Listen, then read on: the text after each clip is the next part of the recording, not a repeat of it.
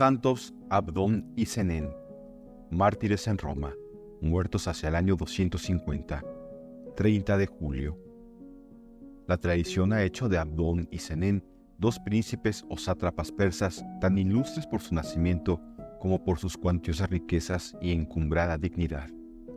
El historiador moderno, Pablo Alard, que sigue este parecer, cree que se trata de dos prisioneros hechos en la expedición del emperador Gordiano III contra Sapor, rey de Persia. Por el contrario, Alberto Dufour, también historiador moderno, supone que eran simples obreros.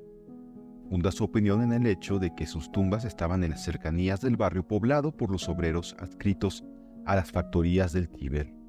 Lo cierto es, como la tradición atestigua y confirman los nombres, que ambos eran de origen oriental.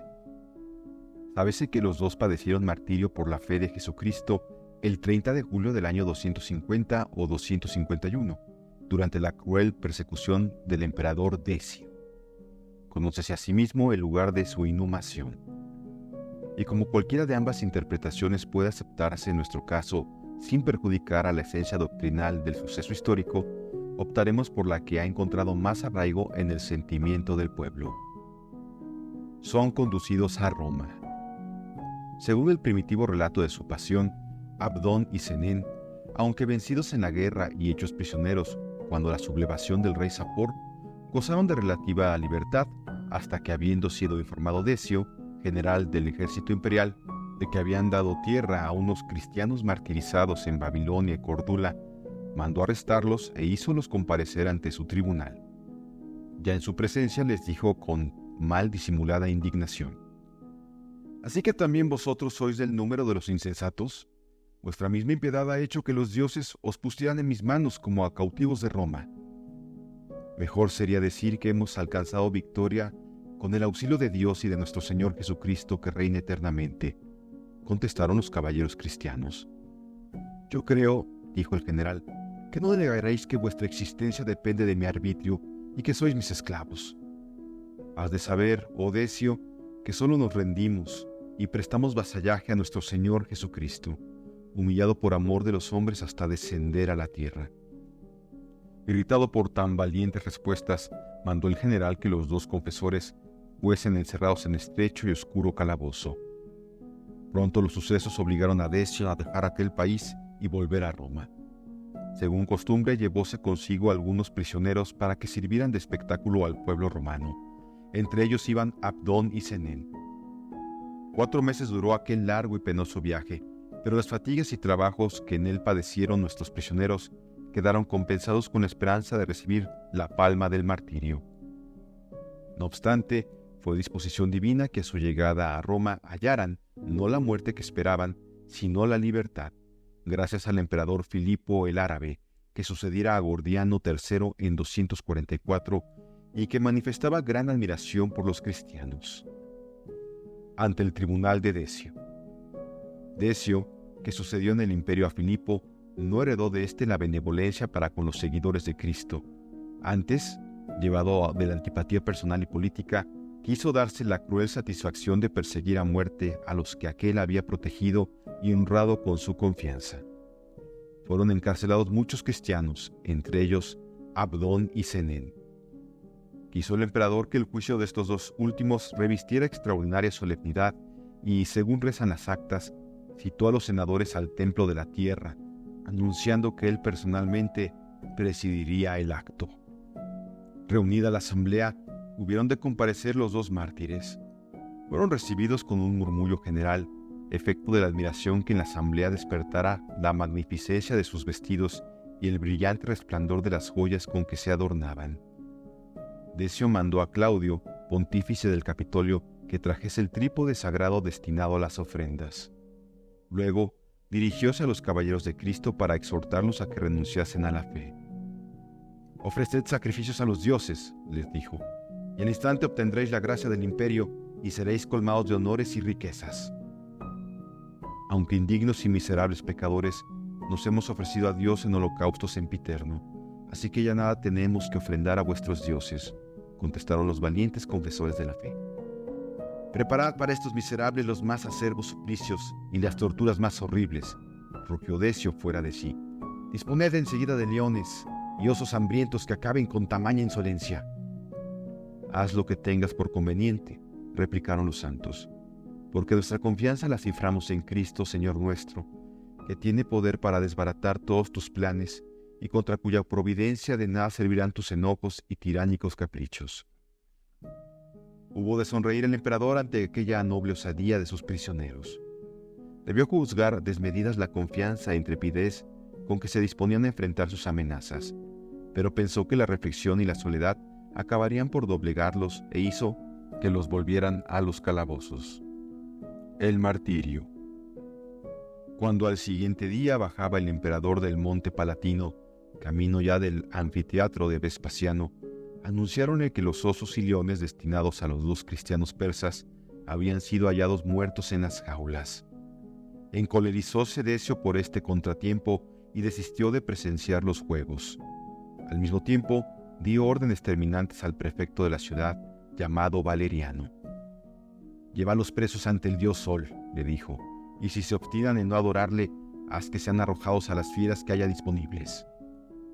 Cumplió Valeriano la orden y conminó a los confesores, diciéndoles: «Considerad la nobleza de vuestro linaje tan reñida con las doctrinas cristianas, y ofreced a los dioses el sacrificio que se les debe. De lo contrario, tened entendido que os arrojaré a las bestias feroces. Solo a Cristo nuestro Dios adoramos, y por nada del mundo inclinaremos nuestras cabezas ante esos ídolos, fabricados por los hombres», respondieron los atletas de la fe. No obstante la decisión y firmeza de estas palabras, los arrastraron los soldados hasta la estatua y quisieron forzarlos a sacrificar. Mas ellos, llevados de santa indignación, escupieron al ídolo y luego, encarándose con Valeriano, le dijeron: «Comprende, Valeriano, que tus vanos ídolos solo pueden inspirarnos desprecio, así que lo que has de hacer, hazlo pronto». Ebrio de furor, ordenó al prefecto que los azotasen despiadadamente. Cumplióse con exquisita crueldad aquella orden hasta ensangrentar los mismos vestidos de los valerosos mártires. Pero no consiguieron los verdugos arrancarles ni una sola queja. Parecía aquello un desafío entre el furor sanguinario de los sayones y la calma imperturbable de sus víctimas. Ya que hubieron desfogado su rabia, condujéronlos al circo, donde esperaba ya la multitud. En cuanto aparecieron en el anfiteatro, recibiólos un clamoreo confuso. A una orden del heraldo, llegáronse los 2 hermanos ante Valeriano, presidente del espectáculo por ausencia del emperador, para dirigirle el acostumbrado saludo de los que debían morir. «Venimos», le dijeron, «a recibir la corona que nos tiene reservada nuestro Señor Jesucristo. Que Él te perdone el mal que piensas hacer y te conceda la gracia de conocerle un día. Ya ves con qué regocijo y serenidad acatamos tu sentencia. Gracias a ella se nos abrirán hoy las puertas del cielo. El mismo Señor por cuya fe hemos venido al suplicio nos presta aliento y fuerza para el supremo combate. Aprende tú, oh Valeriano, y aprended, romanos todos, de esta lección que la omnipotencia de Jesucristo os da en sus 2 humildes siervos». Encamináronse después muy tranquilamente hacia el centro de la plaza y esperaron la muerte sumidos en fervorosa oración. Dio el prefecto orden de soltar las fieras, y con loco regocijo de los espectadores alzáronse las rejas de los fosos subterráneos. Corrieron aquellas con temerosa furia hacia sus víctimas, mas ya cerca de ellas, paráronse cual si las detuviera alguna fuerza sobrenatural. Aproximáronse luego lentamente hasta donde los mártires aguardaban, y cual si de bestias mansas se tratase, rodeáronlos y tumbáronse a sus pies. La muchedumbre, aquella muchedumbre frenética y voluble que de tan diversas maneras solía reaccionar ante lo extraordinario, prorrumpió en atronadora gritería maldiciendo la súbita transformación. «He ahí bien palpable los efectos de la magia», exclamó Valeriano, y ordenó a los reciarios y gladiadores que avanzaran para acabar de una vez con los atletas cristianos. Tuvieron que habérselas primeramente contra las fieras que súbitamente recobraron su agresividad. Llegáronse después donde estaban los 2 santos, y esgrimiendo contra ellos sus punzantes armas, los hirieron tan bárbara y sañudamente que en aquel suplicio murieron. La crueldad sanguinaria de los perseguidores quedaba satisfecha, mas no así su fanatismo, porque de acuerdo con una nueva orden de Valeriano, ataron por los pies los destrozados cadáveres y los arrastraron a través del recinto hasta la puerta de la muerte, fuera del anfiteatro, donde los dejaron abandonados junto a la estatua del dios Sol. 3 días después, un subdiácono llamado Quirino, que vivía cerca de Coliseo, amparado por las sombras de la noche, los recogió cuidadosamente y los llevó a su casa. En el cementerio de Ponciano. Cosa de medio siglo más tarde, y siendo ya cristiano el emperador Constantino, dicen las actas, apareciéronse los santos mártires para revelar el lugar de su tumba. Removiéronse entonces con sumo respeto y decoro las preciosas reliquias y fueron trasladadas al cementerio de Ponciano. En un cronógrafo o martirologio de la Iglesia romana que data del siglo IV, se lee lo siguiente, con fecha 30 de julio. Abdón y Senén, en el cementerio de Ponciano, cerca del Oso Cubierto. Esta cita del martirologio es el documento histórico más antiguo que poseemos sobre los dos mártires. El cubículum o cámara sepulcral de los santos Abdón y Senén se convirtió desde el siglo IV al VII en uno de los lugares de reunión preferidos por los cristianos de Roma. Llama poderosamente la atención una pintura del siglo VI o VII que todavía se conserva y que decora la cara anterior del sepulcro. Representa la apoteosis de los ilustres mártires. En terreno del cementerio edificóse una basílica hacia el siglo VII, pero como aquella parte de la ciudad fue la castigada en la prolongada lucha habida entre los lombardos y la Santa Sede, quedó el templo, como tantos otros, en lamentable estado. En vista de ello, el Papa Gregorio IV determinó trasladar los santos cuerpos a la iglesia de San Marcos en el interior de la ciudad. Llevóse a cabo la traslación en 826. Guardóse allí tan rico tesoro hasta la segunda mitad del siglo X. Santa María de Arlé en el Rosellón. Por aquella época, el monasterio benedictino de Santa María, en la actual diócesis de Perpiñán y todo el valle de Arles-de-Tec, parecía experimentar los efectos de la indignación de Dios. Año tras año asolaban los campos continuas y terribles tormentas. Los lobos, osos y gatos monteses, acosados por el hambre, abandonaban sus guaridas para destruir lo poco que en las campiñas quedaba. Los damnificados hacían continuas rogativas para obtener de la divina misericordia el término de aquel azote, pero en vano. Diríase que Dios no quería en modo alguno escuchar los ruegos de aquella gente atribulada. Arnolfo, abad del monasterio, determinó ir a Roma en busca de reliquias de santos, persuadido de que por ellas se aplacaría el Señor. Así pues, a pesar de su avanzada edad, partió para la ciudad eterna. Los acontecimientos confirmaron que Dios le guiaba en aquella empresa. Habiendo reparado el Papa en la presencia del abad Arnolfo durante la procesión estacional, llamóle y se informó por él de las grandes pruebas que afligían al monasterio y territorios anejos.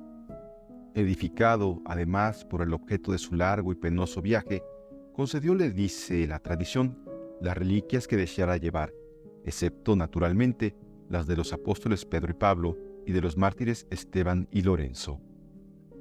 Durante el sueño, fuele revelado al abad las reliquias que debía pedir. Vio una cripta y en ella 2 tumbas de donde emanaba una fuente de sangre. Era la confesión de la Basílica de San Marcos, en la que la víspera había tenido lugar la estación. Las reliquias que hay en estas tumbas, díjole una voz, son las de los bienaventurados mártires Abdón y Senén. Vuelto hacia donde partía la voz, exclamó Arnolfo: «Plazcaos, Señor, que me las lleve para remedio de los males que afligen a mi país». Sus deseos fueron cumplidos, porque informado el Papa de aquella revelación, mandó buscar las sagradas reliquias y halladas, hizo con ellas 2 lotes, uno de los cuales recibió el abad con gran contento y satisfacción. Era en verdad rico el tesoro adquirido y por ende expuesto a grandes peligros, máxime en aquellos siglos de fe viva. No lo ignoraba el dichoso abad, y para prevenir la piadosa codicia, que pudiera suscitarse en los moradores de los lugares por donde debía pasar, acudió a una ingeniosa estratagema y fue, dice la crónica, que mandó hacer un barril con 3 compartimientos, puso en el del medio su preciosa carga y llenó de vino los 2 extremos. Grandes milagros. Pronto se manifestó la virtud que las reliquias comunicaban al vino, porque en el puerto de Génova el demonio denunció la presencia de los mártires por boca de una posesa. El avisado abad dio a la mujer un poco de aquel vino y quedó ésta libre del demonio. Ya en alta mar desencadenóse una furiosa tempestad. En lo más recio del peligro, postróse de rodillas el abad e invocó la protección de los mártires. Imitáronle los demás y juntos hicieron un voto al Señor. En un momento experimentaron los maravillosos efectos de la oración, porque aparecieron en el barco 2 jóvenes de extraordinaria hermosura que se dieron a arreglar el palo mayor, roto a consecuencia de la borrasca. Acomodaron las velas y por fin apaciguaron el mar, con gran pasmo de los atribulados náutas.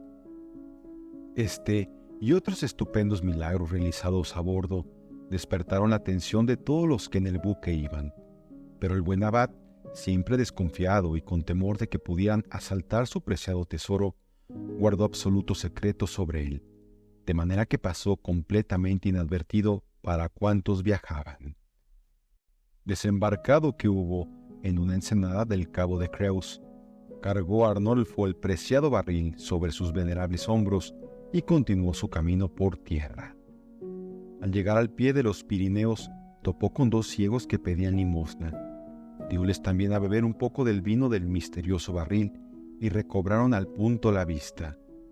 Para atravesar la cordillera con más comodidad, trató Arnolfo con un arriero y convinieron en ir juntos hasta el convento. En cuanto pisaron tierra patrimonial del monasterio, las campanas de los lugares por donde pasaban repicaban alegremente por sí solas, como para dar la bienvenida a los celestiales protectores. Ya se oía el alegre carillón del monasterio cuando plugo a Dios manifestar la santidad de sus siervos con otro milagro. Porque cuando subían una empinada pendiente del flanco de la montaña, de tal manera aguijoneó el arriero a la pobre bestia que le hizo perder el equilibrio y rodó entre peñas y malezas hasta dar en el río. «¡Dios santo!», exclamó nerviosamente el buen arriero. «Si no tengo dentro de mí al mismísimo diablo, yo no sé lo que me pasa. ¿Por qué habré hecho esta barbaridad?». Con todo, la sémila no sufrió el menor daño, sino que levantóse por sí sola, remontó el lecho del río con la carga intacta sobre sus lomos y llegó al monasterio antes que los 2 atónitos caminantes. Con las santas reliquias recibió el valle de Arles de Tec la bendición de Dios, pues desde entonces se vio libre de las terribles calamidades que habían venido azotándolo. Y no solo recibió esta gracia, sino que además se multiplicaron extraordinariamente los prodigios, de modo que llegó a hacerse popularísima la devoción a estos santos mártires, devoción que el cielo ha refrendado con aquellos favores debidos a su poderosa intercesión. La Santa Tumba. Junto a una capillita y en el ángulo formado por la fachada de la iglesia de Nuestra Señora de Arles y el muro exterior del claustro, hay un sarcófago de mármol blanco que data del siglo IV o quizá del III. 2 ménsulas de piedra le aíslan el suelo y otras 2 de la pared. Según la tradición, ese sepulcro encierra las reliquias de los gloriosos santos Abdón y Senén. Si ello no es cierto, es muy probable que en otros tiempos hubieran contenido alguna parte de las mismas. Allí existe un prodigioso manantial cuyas aguas se renuevan de continuo. Alguna vez se agotó ese manantial, pero bastó implorar con públicas oraciones el socorro de los mártires persas para que nuevamente brotara. La Revolución Francesa profanó en 1794 la Santa Tumba. Fue abierto el sepulcro y colmado de inmundicias. 16 meses más tarde repararon los fieles el ultraje, limpiaron el sarcófago, lo lavaron y efectuadas las convenientes reparaciones, vióse el agua salir nuevamente de las paredes y llenar el fondo, sin que hasta el presente se haya interrumpido. Varias veces se ha pretendido explicar, tras detenidos exámenes, la maravilla de la Santa Tumba, pero han fracasado rotundamente los distintos ensayos de la ciencia. En cambio, la sencilla fe del pueblo ve en ello una prueba manifiesta del poder de Dios, que quiere así honrar a sus santos.